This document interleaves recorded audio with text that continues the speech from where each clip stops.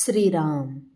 साधक हो, सध्या आपण सोमवार ते शनिवार श्री ब्रह्मचैतन्य गोंदवलेकर महाराज यांच्या परंपरेतील साखरखेर्डा येथील संत परमपूज्य श्री प्रल्हाद महाराज यांचे श्री देवीदास अमृत मोहरील लिखित संक्षिप्त चरित्राचा आस्वाद घेत आहोत.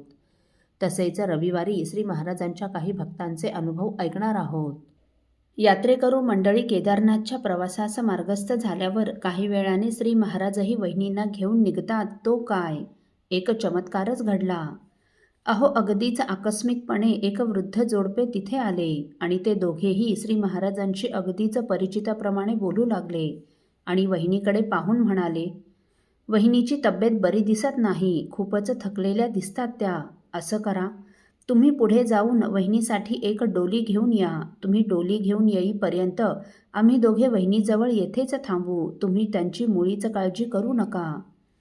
वहिनींना एकटं सोडून श्री महाराजांना जावं वाटेना, परंतु त्यांचा फारच आग्रह पाहून मनोमनी श्री सद्गुरू रामरायावर सर्व जबाबदारी टाकून शेवटी श्री महाराज डोली आणण्यासाठी म्हणून निघाले.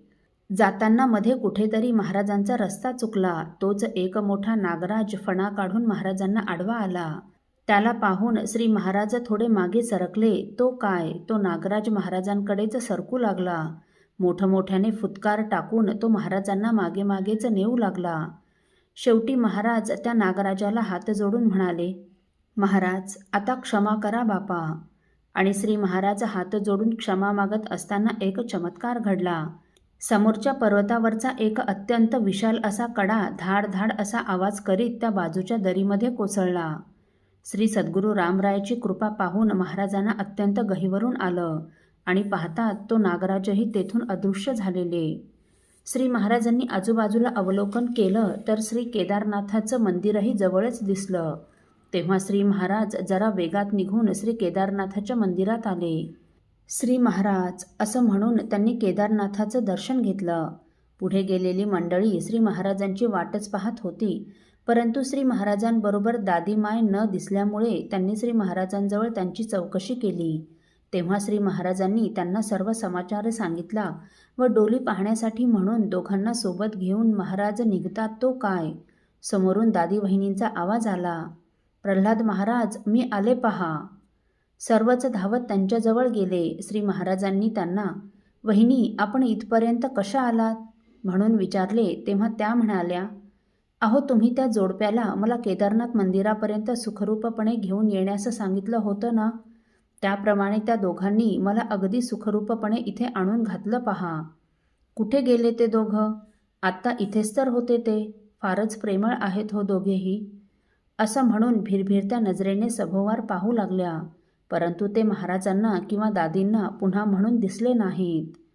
तेव्हा श्री सद्गुरू रामरायाची कृपा बघून महाराजांचा कंठ दाटून आला. नयनातून प्रेमाश्रूंच्या धारा वाहू लागल्या. श्री महाराज हात जोडून व अत्यंत गहिवरून म्हणाले, महाराज रामराया किती सांभाळता बापा. सर्व मंडळी श्री महाराजांकडे पाहत होती. नागराज होऊन काय आलात, एवढ्या मोठ्या कोसळणाऱ्या कड्यापासून वाचवलं आणि वहिनींना असं सुखरूपपणे घेऊन आलात. महाराज रामराया कसा उतराई होऊ बापा. असं कळवळून म्हणत असताना श्री सद्गुरू रामरायाच्या प्रेमाने त्यांच्या डोळ्यातून सारख्या अश्रुधारा वाहत होत्या. केदारनाथाचं दर्शन घेऊन यात्रा बद्रीनाथ धामाला आली. बद्रीनाथ दर्शन घेऊन पुढे अयोध्येत आली. शरयू स्नान रामरायाचं स्नान झालं. पुढे प्रयागला येऊन त्रिवेणी संगमाचं स्नान व तीर्थविधी करून यात्रा काशीला आली. काशी विश्वेश्वराचं दर्शन घेऊन व तेथून रामेश्वराला वाहण्यासाठी सोबत गंगा कलश घेऊन यात्रा साखरखेर्ड्याच्या दिशेने मार्गस्थ झाली. ठरविलेली सर्व तीर्थक्षेत्रे बघून ही 1.5 महिन्यापासून निघालेली यात्रा परतीच्या प्रवासाला निघाली.